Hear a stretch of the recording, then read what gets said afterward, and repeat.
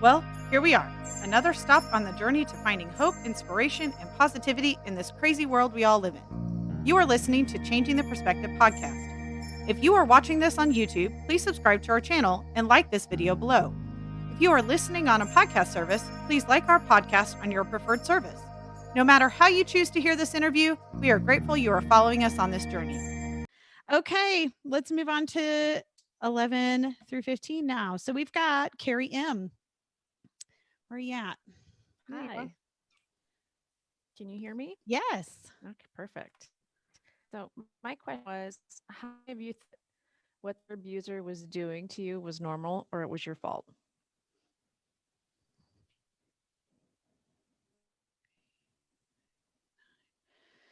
So we had 13 said, yes, we thought it was normal or it was our fault.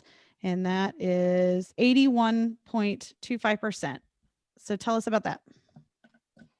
Well, I spent almost half my life in toxic relationships and didn't know any better. So between two significant relationships, experiencing the same or similar things in both relationships. Somewhere along the line, I was the common denominator, so it must have been me creating those situations and creating toxicity. So it seemed normal at the time. Yeah. Yeah. I think a good abuser convinces you that this is the way it's supposed to be. Yeah. I truly believe that. Definitely. Yeah. You know, and not knowing what narcissism was for most of those years in finally realizing, someone had said that word to me and I had to look it up and realizing, oh my God, that's what this is. Yeah. Yep. Finally shown the light. So the real veil has come all the way off. Yes. Yeah. Thank you for that. All right. Ambila, what do you got? Hi there, everyone. Thank you so much for having me today, Shauna. Yes. My question is, how many people have been verbally, mentally, or emotionally abused at work?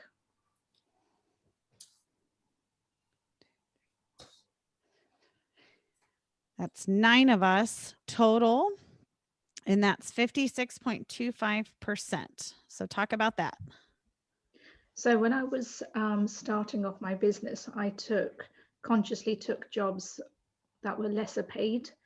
And as a result, all of the people in terms of managers and directors, once they used to find out that I was of their caliber, I became a threat to them. And I didn't know why, because I didn't want their jobs. I just wanted to pay my bills.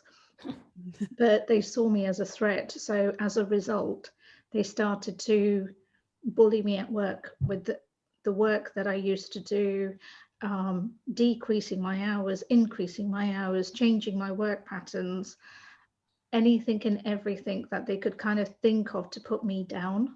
And I was always professional because that's the way I've been brought up and the corporate world I lived in.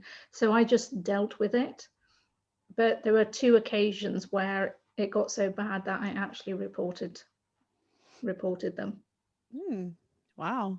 That is, I mean, that's a tough situation to be in, especially from a reporting standpoint. So a follow-up question to that, since we are all women on this, I'm going to ask, do you feel like women are more scrutinized in the workplace than men? Well, the abusers were women. Okay. Yeah. Do they, whether it's less pay, they have to work harder to prove themselves, they have to put themselves in, that situation. How many of us agree with that? So that's 11. So follow up. No, I do understand that it was their own insecurities, but it's just one of those things of being in that situation, very uncomfortable. Yeah, that was great. Thank you for that. All right, Tracy L. This has been fun. I'm glad you like it. Thank you so much for doing this. My question was, whose abuser withheld love from them as a form of punishment or control for bad behavior? That's everybody but Mo. So 15 of us, I think, said yes. So talk about that. I love that. For me. I think when I started looking back in my past experiences with, unfortunately, several different abusive and toxic relationships all across the board, I didn't think about that until I started digging into my own healing and, doing my own work and my own business side of things. I started noticing that that's a real thing, that withholding love and the silent treatment, neglect, and things like that, that's just as harmful to a person. And it really makes them feel like they are unlovable, or they have to act a certain way or be a person's perfect ideal of who they think you should be in order to receive love. And it just really makes you feel like you have to be perfect at every little thing so you can be worth the love and attention. And I didn't realize how prevalent that was until I really started digging. And it was really good for me to see that I wasn't the only one that felt that way. And it kind of was very validating. So I just wanted to open it up. I don't think we talk about that side of abuse enough. So that's why I wanted to bring attention to it. So I think that needs to be a follow-up interview with a group. The forms of punishment or consequence or whatever you want to call them, because we all have different experiences of how they forced us to feel, whether, like you said, the silent treatment or withholding or, the physical side or whatever. Like there's all forms of that. So I think that would be a wonderful follow-up little small group thing for sure. For sure. Yeah. Thank you, ladies. I love it. Okay. Andrea. Yeah, I really appreciate your work and all of your sharings. And my question was that, do you know that if you are sexually abused as an adult, you should be somehow when you were a child? So the question is, if you were sexually abused as an adult, do you realize that probably at some point you were as a child, right? Yeah. So who realizes that? I probably realized that. It didn't happen to me, but I realized that that's probably a thing. So that's 5. Let me ask a question about that. Do we realize that now, or did we realize that at the time? No, now, of course. Okay. Now. Okay, so let's reword that then. Who realizes that now, that if you're abused as an adult, most likely you had some sort of sexual trauma as a child? So that's 8. So it did go up. Wait, sexual trauma? Because if so, I'm going to take my hand back down. Yeah, so that's but any kind of trauma. Any kind of trauma. Then count mine. And I will share my story. Yeah. Okay. Thank you. Sorry, I just need clarification. Yeah, the sexual trauma didn't happen to me, but I do realize that that's probably a thing. So I raised my hand for that realization. So talk about that a little bit. Yeah, this question came up to me because on my healing journey, basically I didn't remember so much from my childhood. I knew that my father was an abuser, but not sexually, just mentally, verbally, and also physically. And when I was 19, I had a sexual abuse, and then I had a long way of healing myself, and it absolutely affected on connecting with my body, connecting with my sexuality. I also attracted other toxic relationships, so either in the relationship and also in the work. And I realized that I cannot get out of this pattern. And after a long time, even though I had so many therapists and I was working with a lot of different methods, and after around 10 years, a black box opened to me, and I could look at that I was also abused when I was a little girl. And as I'm working a lot of clients in this field, and most of the time they are in a any kind of toxic relationship, or they have issues with other women or men in the work, and they either don't remember their childhood, or they are feeling that their childhood was okay. They didn't have any problems. And most of the time it's in a really under the surface and really deeply, and because it's really painful to bring up to and face with that their parents, their beloved ones who raised them, they did something against them. Yeah. Thank you for that. That's quite a discussion too. That may need to be explored some more later for sure. All right, so we're going to recap these 5 questions that were just asked. Carrie asked how many thought that what their abuser was doing was normal or their fault. And 13 of us said yes, that was 81%. And Bila said, how many of you were abused at work for being who you are, or, know something about that? And 9 of us said yes, that was 56%. I followed up with how many feel like women are more abused in the workplace in some form. And 10 of us said yes, that was 62.5%. And then Tracy asked, whose abuser withheld love from them as a form of punishment for bad behavior, which we will definitely do a follow-up on that for sure. 15 of us said 93, that's 93%. And then Andrea just said, do you know if you're sexually abused as a child, that most likely you were at some point or you were abused as an adult, that at some point you probably were abused as a child as well. 8 of us said, yes, we were aware of that. And so that was 50%. So now we're down to our last 5 questions. Yay. All right, Karen, your turn. Oh, okay. Yes. Okay. So, well, and I should. Oh, you're cutting out.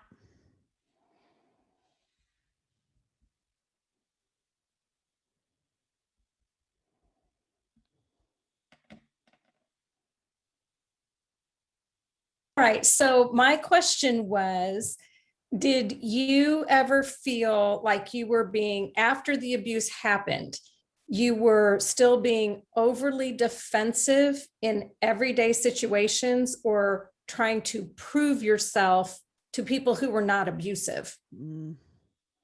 Yes.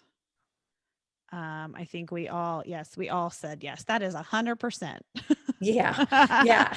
So talk about that. Yeah, it kind of gets back to, the negative self-talk that came up earlier. And when Mo had said, about repeating these behaviors, and my example, I repeated this with not only my next relationship, but my current husband's ex-wife, right? Like, you keep finding those people that are going to emotionally abuse you, and you're being overly defensive. So it started, though, I did not grow up in an abusive childhood. I had none of that. This was not until I was in my early 30s and married, and my abusive husband lived in a different state.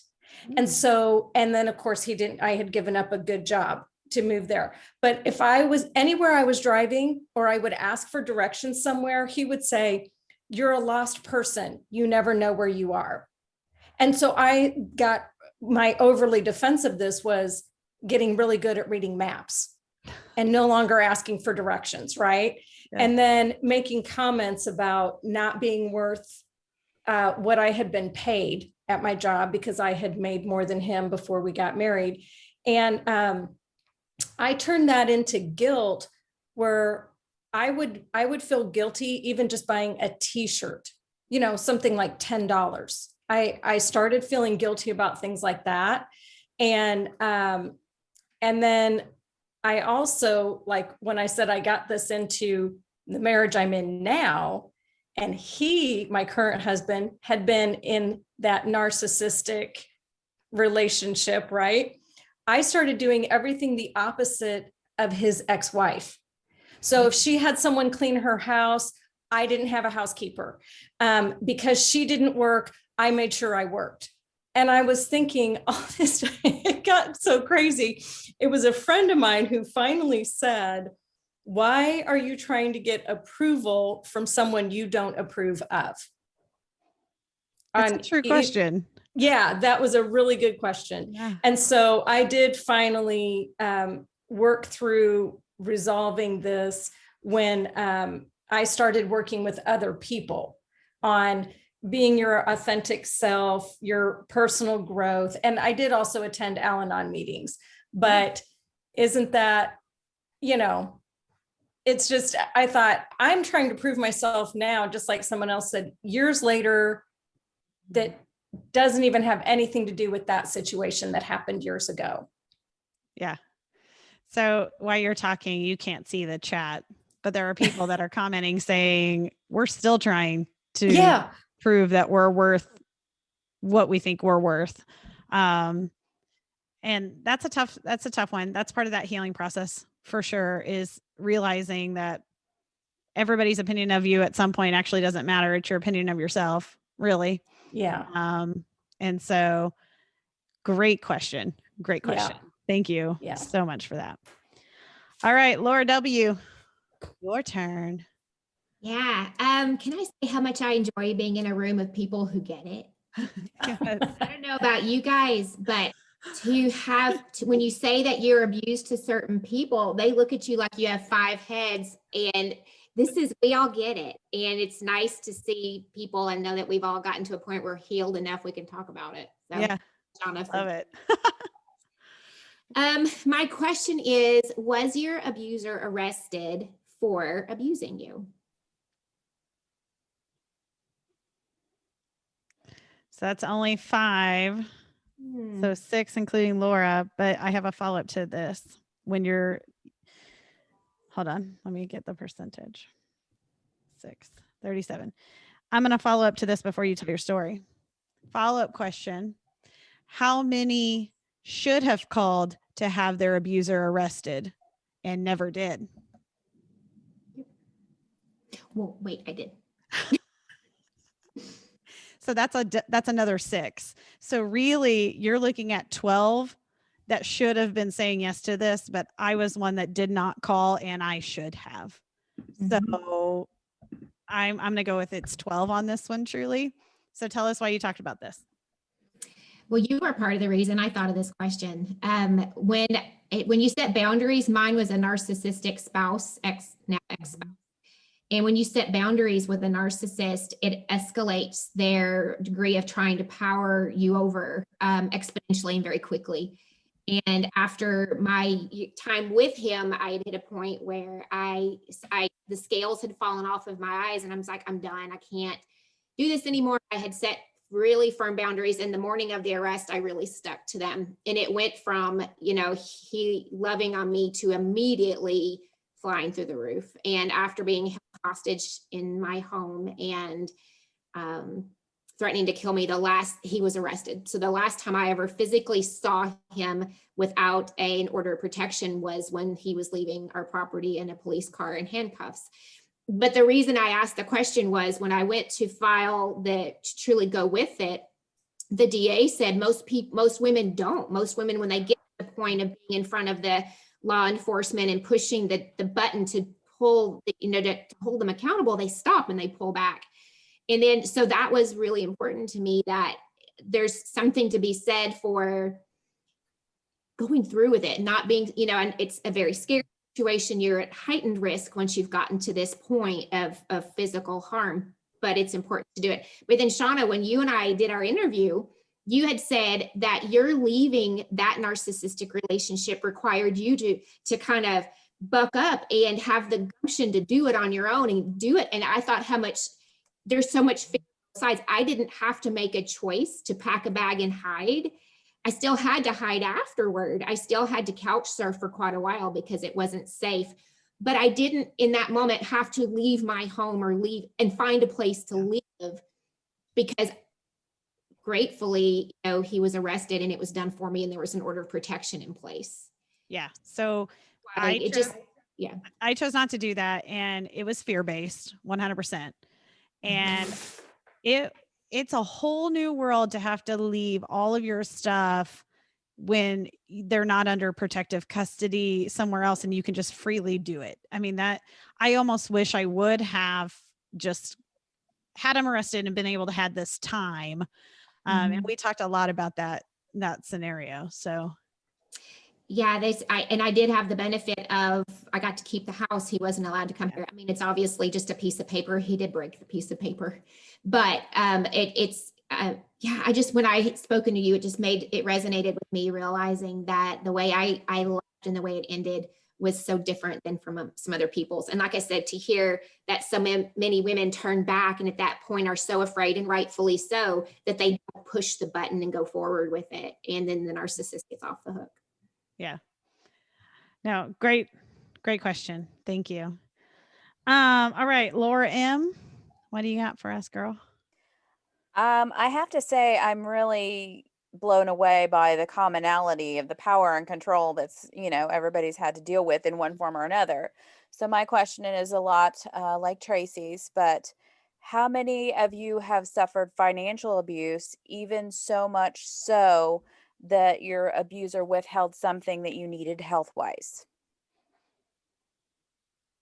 So who's suffered financial abuse? So it looks like 5.5. We're going to go with 6 because Mo shook her hand. That's only 37.5. So that's great, by the way, for everybody that hasn't had to go through that. So talk to us about that. Well, I mean, there were a couple times during my abuser was my significant other during my marriage that, things happen, people get laid off, I lost my job. The one particular point was my unemployment. He got that, all of that. And I had to ask him for an account for everything, so much so that he would not pay for my prescription for my high blood pressure, nor would he let me have feminine products because I was just being too much of a drama queen. If I could control that, I certainly would, but as would we all. Absolutely. So, and again, another power and control thing, because it's not all about them. Yeah. So in the chat, Carrie M said, let's define financial abuse. So in my mind, financial abuse is controlling the checkbook completely, giving you maybe an allowance that isn't a reasonable allowance, questioning every purchase or every decision you make financially in any form, as simple as Karen said, the $10 t-shirt and feeling bad about it, because sometimes the abuser makes you feel bad for spending the $10, but then they just went and spent $1,000 on some brand new something, and they justified their $1,000 to your 10 that you spent. So for me, that's what I would define as financial abuse. And there's a lot of aspects to that. Obviously, that's a very general. Oh yeah. I mean, mine had an alcohol and drug problem. So of course, everything got spent on him. I mean, it can even include aspects, of your job. Are you allowed to have one? How long can you work? Yeah. Oh, you can't have that job. You don't make enough money. Anything, any aspect relating to financial. Mine even would only give me $60 a week to feed 4 people on, and I had to figure out how to do that. So any of that, and it's such a big topic that could be its own thing as well. Yes. So thank you for that, for sure. And Mo changed her answer because she didn't experience that directly. So thank you, Mo. Sorry, mine's the opposite. Sorry. It's the opposite. So Angela, your question number 20, what do you got for us? So many great questions today. It makes, I was thinking about what my question was, and I think what I meant was a little bit different. So I'm going to say what I wrote and then elaborate briefly. Is that okay with you? Yes. Yeah. How often do you find yourself triggered by day-to-day activities? And I think what I intended by that was by day-to-day interactions with other people, where all of a sudden maybe you want to control the situation because it feels unsafe. Okay. So let's just go with how many of you find that you're triggered in your day-to-day life by your abuse of some form? Let's just generalize it. And that's 7 of us. Now I'm going to slightly tear that apart for just a second before you tell your story. Is how many of you after abuse were triggered, but you've healed from it now? There we go. So that's like a significantly more. That's a higher, because I think some of us, as we heal, we stop triggering, or as often, as frequently. I tell my husband, I still have triggers. They are significantly fewer and far between, like maybe one every year now, like way different. So we have way more that go with that, they're healed, they're past it. So tell us why you chose that. Well, I chose that question because the bottom line is that I had been triggered in the last year and a half, like significantly triggered. And then I found myself back in protective mode, and I was finding myself responding in ways I used to respond before. And so although I had healed, I knew that I could potentially be triggered again. And I didn't have, I think maybe I still had that expectation of, oh, I'm healed and it's not going to happen again. And so I just started pulling tools out of my tool chest and making sure that I was doing what I needed to do to continue to have healthy behaviors. Yeah. So I call those my deep-seated programming. Whether your abuser programmed you, especially those people that were abused as children, your programming is deeper than even just a relationship programming. And so you have triggers that you don't even know are there until something hits. And then you're like, whoa, where did that even come from?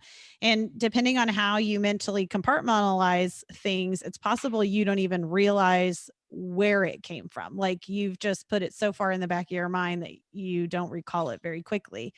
So triggers that's definitely a subject of wide variety, for sure. So that's a great question. We have a lot happening in the chat now. I appreciate you guys being so involved in this. I love this. Okay. So I'm going to recap our last 5 questions and then we can close it out here. So Karen asked, do you still try to prove your worthiness? Basically, how you're worth. And 16 of us, all of us said yes in some form. So 100% said yes. Then we had, was your abuser arrested for abuse? Only 6 of us said yes, but I followed up with how many of us should have called and we didn't. And there was another 6. So 12 of us basically said yes to that question. And that's very substantial. The other Laura, we have 2 of them on this call. How many have suffered financial abuse? And we had a little discussion around that. And we had 5 that said 31.5. Although I will note in our chat, we did discuss generational differences, that grandparents back in the day were probably the grandmothers were financially abused because the grandparents, grandpa went to work, grandma stayed at home, and she only got what she got. Grandpa controlled the purse strings basically. And that's that whole generational differences. And there's some chat about that, which was a lot of fun in the chat box that's happening right now. And then Angela asked, how often do you find yourself triggered in kind of your daily life? 7 of us said yes. We did kind of follow up though, that some of us are healed now and just not triggering as frequently. But most of us raised our hands when we said, how did we go through kind of that experience? And we said yes. So 20 questions. It is done. We have finished it. And wow, what a variety of questions and people and topics. So for everyone that's listening to or watching this on YouTube, we ask that you subscribe to our channel and continue following this. We will actually be doing follow-up interviews to this particular interview that dive a little more deeper into some of those subjects that we covered in our 20 questions. It will be the same faces that you see on here and maybe a few more that we pick up along the way to do some short, just open discussions about very particular topics, such as those things that were withheld or the triggers that we have or the, type of punishments that we all took in some form. It'll be a very in-depth kind of open discussion. And so I'm excited about those follow-ups. So please subscribe to our channel so that you can know when those come out. We also ask that any of these people on the video, they all have some cool things that they're bringing to the table.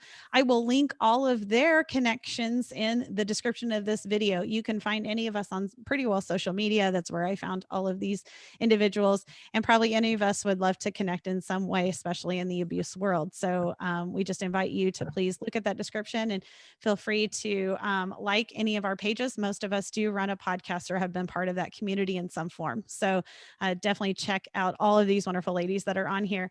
If you're listening to this on a podcast service, just favorite our service. You'll be informed weekly of our new things coming out. We hope that everyone had a wonderful week. Have a great weekend. We will catch you for the next interview. Bye.